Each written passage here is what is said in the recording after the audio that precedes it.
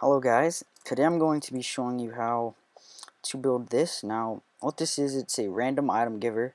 So what that means is when I click this button, it shoots out a random item of any sort that you decide to put in there. Now I usually base this off of using potion splash potions. That way the player could stand here, he could get a negative effect or a positive effect, but if he wants any effect at all, he has to stand here.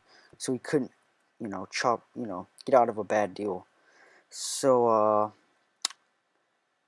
yeah, let me show you how it works. When you hit the button, it shoots out your item. For now, I just have ender pearls because I don't want to make any right now. And then you'll notice that this door shuts, so the player has to wait. Now, I made it so that once this gets done, signaling once the signal is done and it gets to this piston, which is a pulse extender. Basically what was happening is this block is going to push this back, but at the same time we have to wait for these to unravel. So I just came up with a solution to carry this current and just keep it going until this last repeater is done. And then from there on, well, what that's also doing is doubling this. So although we only have a couple, 15 or 20 repeaters, now we're doubling the time because we have to wait for it to unravel, which is really cool.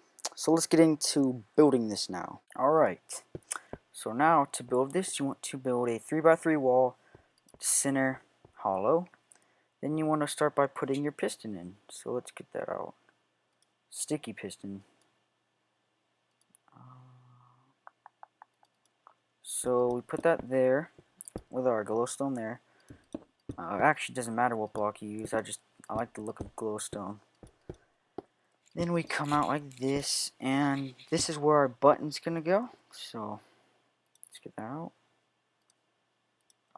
Cover that up and put your button there.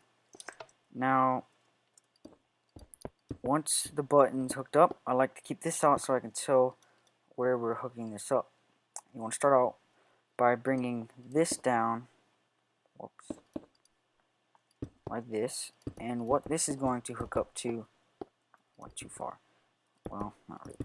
This is going to hook up to the dispenser that is placed here, and you just want to hook up the wire like that, and that can be completely hidden real nice.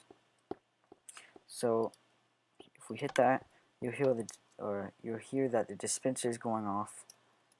Now we want to place our our piston, with the redstone hooked up to it, and then another piston across from it, facing into this piston. And then you just put your torch here and your block there. And then from here, you want to hook up your repeaters.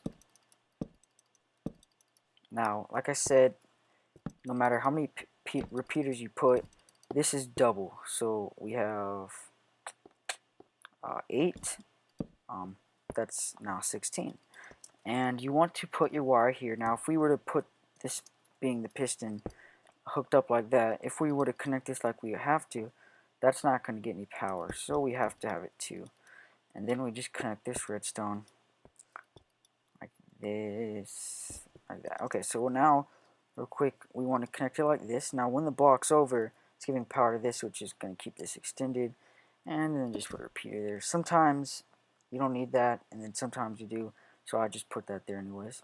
And when we hit that, that will stay shut. You hear the dispenser go off. And this is not going to work because we forgot that. Then that will go. You'll notice real quick that that stays until that's unlit. One more time.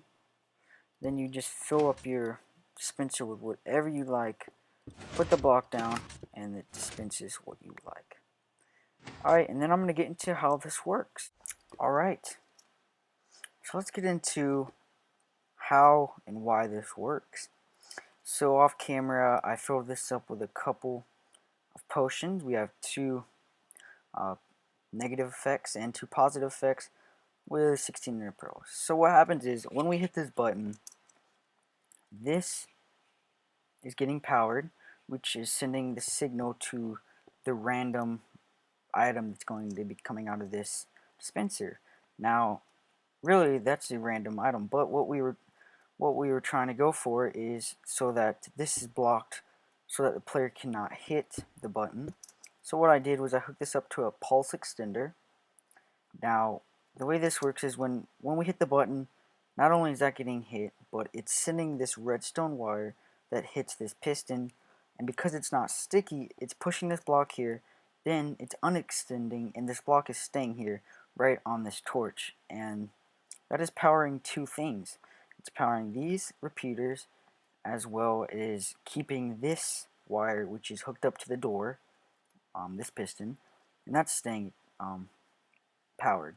So it takes it a certain amount of time to go through all these repeaters. Then when it's done, it comes here and it would push this piston, which is supposed to push the block back this way.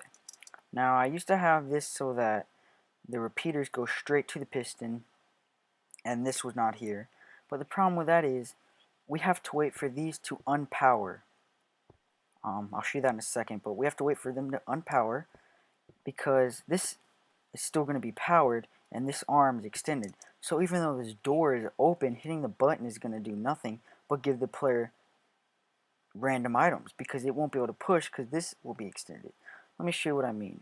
If I were to break that, check this out.